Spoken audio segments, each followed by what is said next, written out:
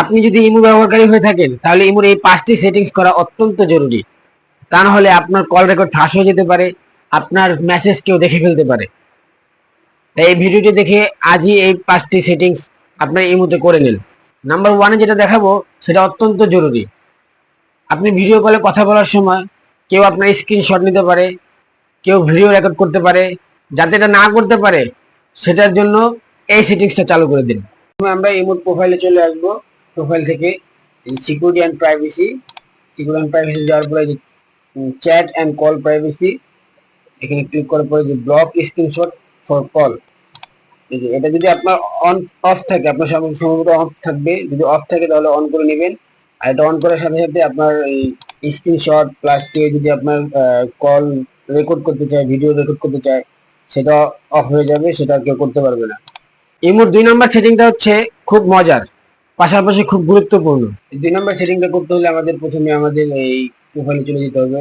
এটা খুব মজার একটা সেটিং, সিকিউরিটি অ্যান্ড প্রাইভেসি। এই যে ইনভিজিবল ফ্রেন্ড আসার পরে আপনি এখান থেকে আপনি যার সাথে পার্সোনালি কথা বলতে চান তার নাম্বারটা এখানে সেভ করে এখানে দিয়ে দেবেন। কোনো একজনের নাম্বার এখানে সিলেক্ট করে দিবেন। আপনি চাইলে একজনের বেশি দিতে পারেন। তো দেওয়ার পরে ডান করে দিবেন। ডান করার পরে এখানে একটা পাসওয়ার্ড দিবেন। এনেবল করে দিলাম। এনেবল করে দিলাম। এখন একটা মজার বিষয় হচ্ছে, আপনি যখন ওর সাথে পার্সোনালি কথা বলবেন তখন যদি কেউ হঠাৎ করে ফোনটা চায়, তাহলে আপনি ফোনটা যখন একটু ঝাঁকি দিবেন বা শেক করবেন, তার কাছে দিলে আপনার সেই পার্সোনাল যে কন্ট্যাক্ট থাকবে তার নাম্বারটা বা তার চ্যাট লিস্টটা হাইড হয়ে যাবে। এটা একটা মজার বিষয়। এই মুহূর্তে একটা কাজ খুব সহজেই করা যায়, অর্থাৎ আপনার ফোনের কল লিস্ট, আপনি কার সাথে মেসেজ করছেন, আপনি কাকে কল দিচ্ছেন, একটা ফোন থেকে আরেকটা ফোনে ট্রান্সফার করা। যদি কেউ আপনার একটা ফোন থেকে আরেকটা ফোনে ট্রান্সফার করে, তাহলে আপনি কার সাথে কথা বলছেন, আপনি কাকে মেসেজ করছেন, সবকিছু সে দেখতে পাবে। এমনকি আপনাকে কেউ কল দিলেও সেই কলটাও তার ফোনে যাবে। খুব রিস্কি একটা বিষয় না? চিন্তা করে দেখেন একবার, যদি এটা কেউ কার ফোনে সেট করে রাখে, তাহলে আপনি কার সাথে কথা বলছেন, কার সাথে মেসেজ করছেন, পুরো বিষয়টা সে দেখতে পাবে। তো এই জিনিসটা কিভাবে বন্ধ করবেন তাই এই ভিডিওতে দেখাবো। আমরা প্রথমে প্রোফাইলে চলে, প্রোফাইল থেকে আমরা সিকিউরিটি অ্যান্ড প্রাইভেসিতে আসবো। সিকিউরিটি অ্যান্ড প্রাইভেসি থেকে একটু স্ক্রল ডাউন করলে এই যে ম্যানেজ ডিভাইস, এই ম্যানেজ ডিভাইসে এখানে আসলে আমরা দেখতে পাবো যে মাল্টি ডিভাইস, এই মাল্টি ডিভাইস অপশনটা আপনাদের চালু করা থাকবে, এটা এভাবে এনেবল থাকবে।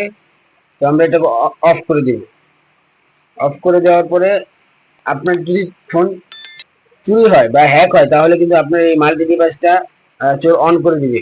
অন করে দেওয়ার পরে সেই ইউজ করবে। আপনি যখন দেখতে পারবেন যে এখানে মাল্টিপল ডিভাইস এখানে শো করছে, তাহলে আপনি কিন্তু বুঝতে পারবেন যে আপনার ইমোটা হ্যাক হয়েছে। তো এখান থেকে আপনি সেটা রিমুভ করে দিতে পারবেন। তো আশা করি এই ট্রিক্সটা সবার অনেক কাজে আসবে। এই সেটিংসটা করে নিন, তাহলে সেফ থাকতে পারবেন। ইমোতে একটা বিরক্তকর বিষয় হচ্ছে হুটার যে কোনো একটা কল আসা। তো এই সেটিংসটা অন করে দিলে কেউ আপনাকে আর কল দিতে পারবে না। আপনার কন্ট্যাক্ট লিস্টে যারা থাকবে তারাই শুধু আপনাকে কল দিতে পারবে। এমনকি বাইরে থেকে কোনো প্রকার কল আসবে না, আননোন পার্সনের কোনো কল আসবে না, রিকোয়েস্ট লেখা আসবে। যদি কেউ আপনাকে কল দিয়েও থাকে তো সেটা রিকোয়েস্ট অপশনে চলে যাবে, কেউ মেসেজ দিলে রিকোয়েস্ট অপশনে চলে যাবে। সো এই সেটিংসটা করে নিন। এটার জন্য আমরা সেম ভাবে আমাদের প্রোফাইলে চলে আসবো। প্রোফাইল থেকে এখানে সিকিউরিটি এন্ড প্রাইভেসিতে চলে আসবো। একটু নিচের দিকে স্ক্রল ডাউন করলে এই যে কলে চাপ দেওয়ার পরে আপনার অবশ্যই এখানে এভরিওয়ান দেওয়া আছে, যার কারণে আপনার যে কেউ আপনাকে কল দিতে পারে। তো আমরা এটাকে মাই কন্টাক্টে দিয়ে দেবো। মাই কন্টাক্টে থাকলে আপনার কন্টাক্টে যারা থাকবে তারাই শুধুমাত্র আপনার সাথে কন্ট্যাক্ট করতে পারবে, আদার্স কোনো কল আপনার ফোনে আসবে না। তো এটা খুবই গুরুত্বপূর্ণ একটা সেটিংস। যাদের কাছে এটা বিরক্ত মনে হয়, আসলে এটা বিরক্তকর কারণ যে অন্য কেউ আননোন পারসন কল দেওয়া।